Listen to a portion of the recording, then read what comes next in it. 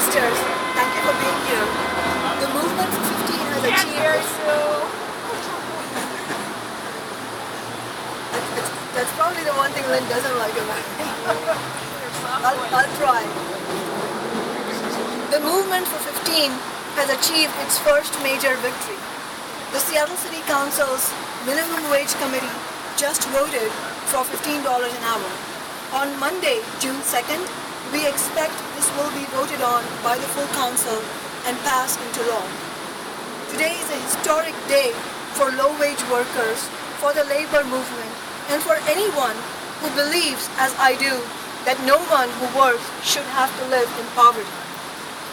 Protests and strikes of low-wage workers, the grassroots campaigning of 15 Now, of the labor movement, and of many activists, all of us together forced business and Seattle's political establishment to act.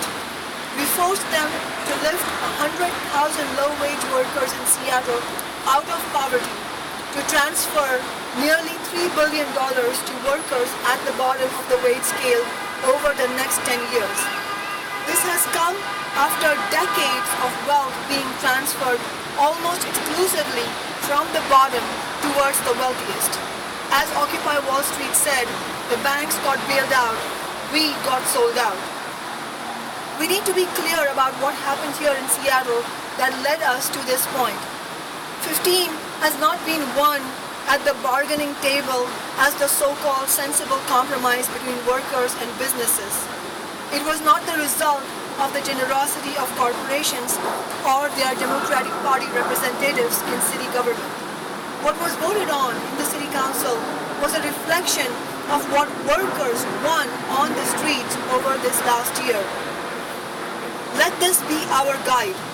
Future victories will also depend on the organization of working people fighting for our interests. We must recognize, as has been on display these last months, that our interests are not shared by big business. At every stage of the struggle, business has sought to undermine our efforts, and we have to have the courage to stand against it. Today we set an example that will empower workers all over the US and around the world. There are a number of corporate loopholes in this legislation. I have urged and fought hard inside the City Council and outside to close them. You saw in the meeting today the amendments to include a youth wage, a training wage, and unnecessary and unexplained delay in implementation. All of these are amendments that were brought by council members, but these are amendments that business wanted. We have so many business representatives in City Hall. Let's be clear that it was our movement that brought 15 to the table in Seattle. The Democratic Party establishment and corporate politicians also played a role. Of course, let's give them their due.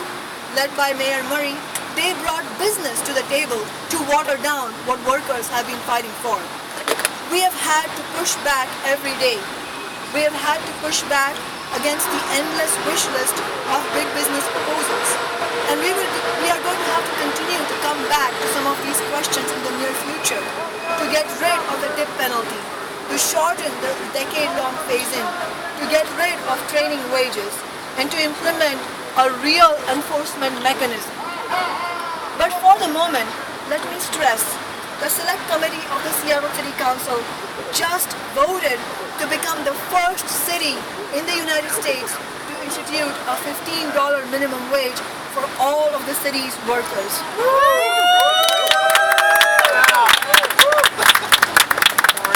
This will be the highest minimum wage in the nation. As the first socialist city council member in this city in more than 100 years, rallying for this demand in my election campaign and fighting together with so many activists in 15 Now, labor and community groups, I am proud to say we pushed hard for this historic step forward, and we made it happen in historically record time. My organization, Socialist Alternative, was the backbone of this struggle. We have provided an analysis and a strategy. First, to win this important seat at City Hall, for a socialist and then to immediately turn it into a tool of organizing. Launching the 15 Now campaign, not only in Seattle, but in many cities around the country. Please go to socialistalternative.org and join us. If you are inspired by what we have done, we need you to be part of the movement. The whole process of negotiations has demonstrated that we cannot rely on the Democratic Party to push for workers' interests, not even to push back against the Tea Party or Republican attacks. If we want working class interests represented in the political arena, workers and youth need a party of our own, an organized force that will fight for our needs. Look at the Washington state level. The Democrats played with the idea of raising the minimum wage. There was talk of raising it statewide to $12 an hour, but they could not even bring it out of committee. The Speaker of the House, Frank Chop, was not able to get anything done on this issue, not a single cent increase for the state's workers.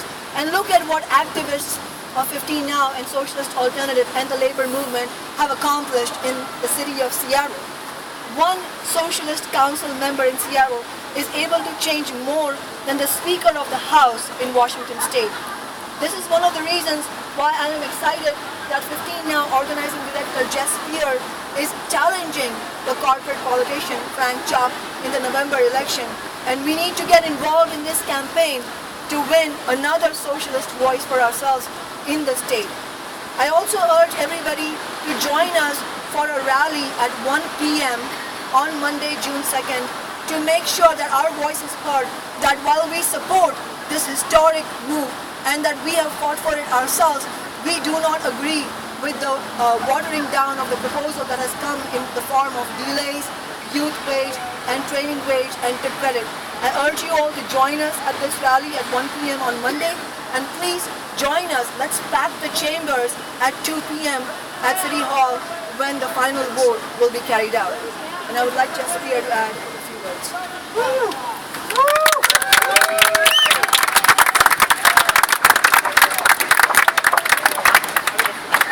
The career of Frank Chop, sponsored by the job killers at Boeing and other corporations, can be ended in November.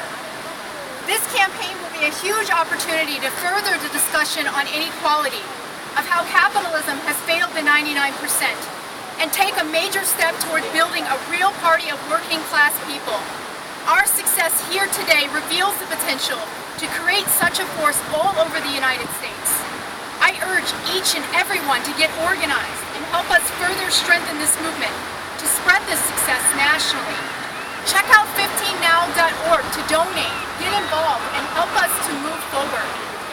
This struggle costs a lot of money to push back against corporate America, to push back against all those loopholes that Councilmember Sawant just talked about. It's going to cost a lot more to spread this nationally. But this is our chance to tackle poverty and massive income inequality. Get involved. Please donate now. We also encourage everyone to get involved in your trade union, in 15 Now, and defend all workers' interests. These are the steps that are needed to move forward.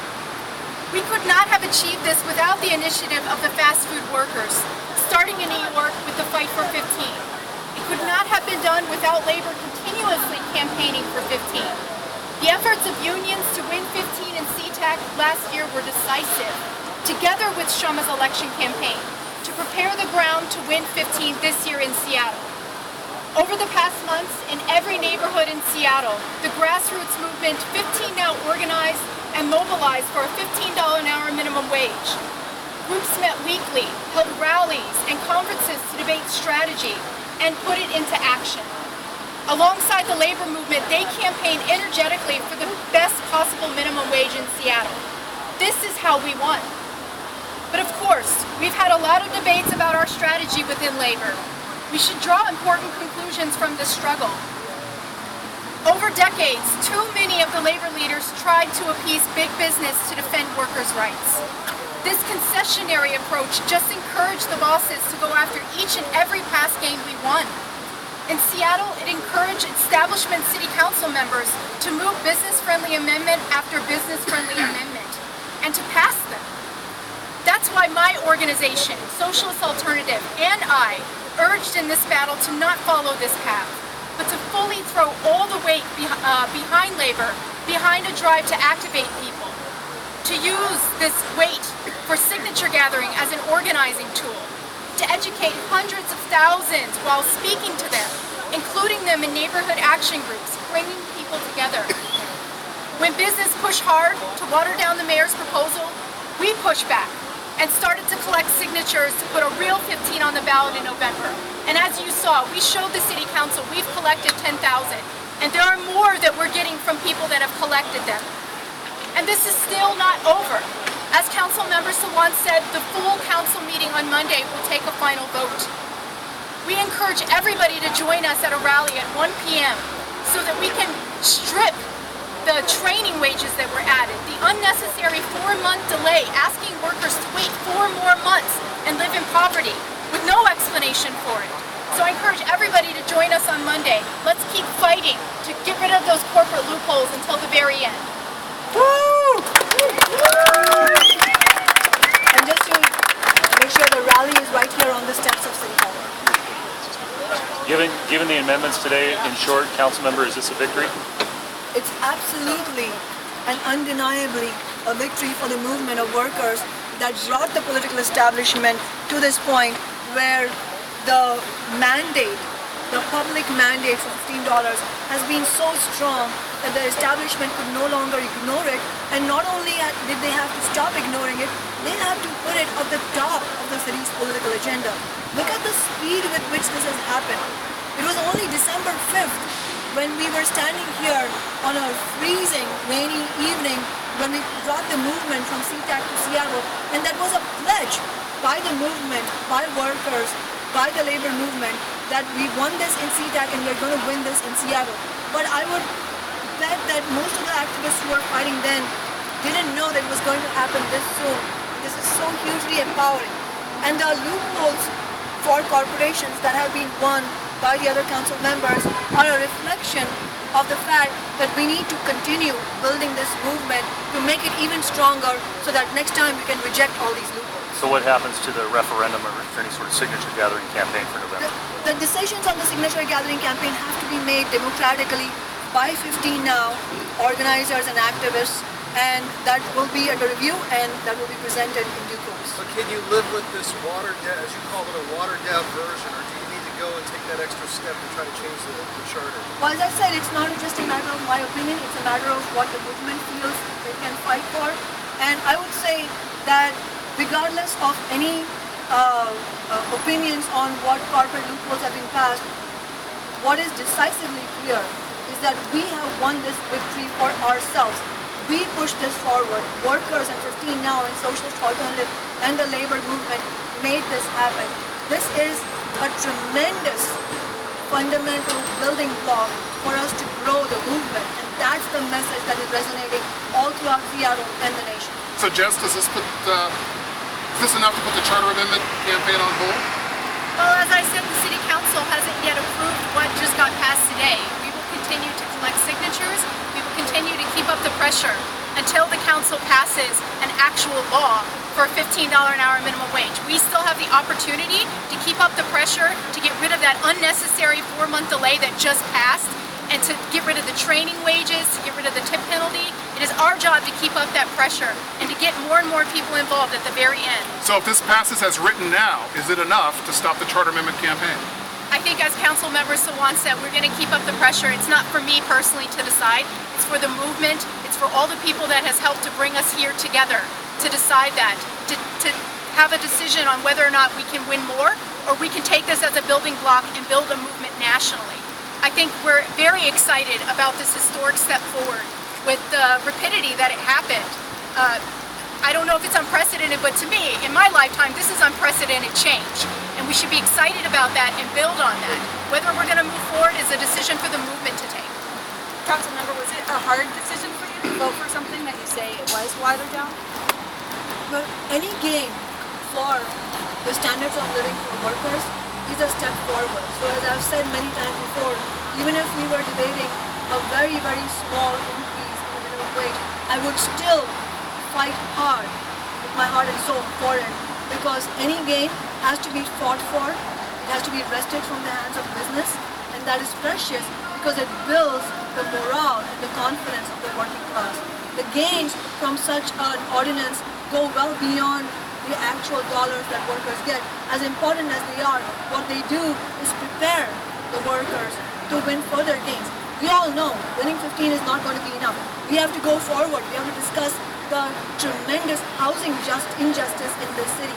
We have to talk about rent control, a moratorium on foreclosures, taxes on big developers so that we can build publicly owned housing. We have to talk about a lot of things. We have a lot of work ahead, but what we need as fuel for that engine of the movement is that feeling of victory, the feeling that we can achieve this, and that's what we have got from this vote today. Thank you very much. Can I just follow up?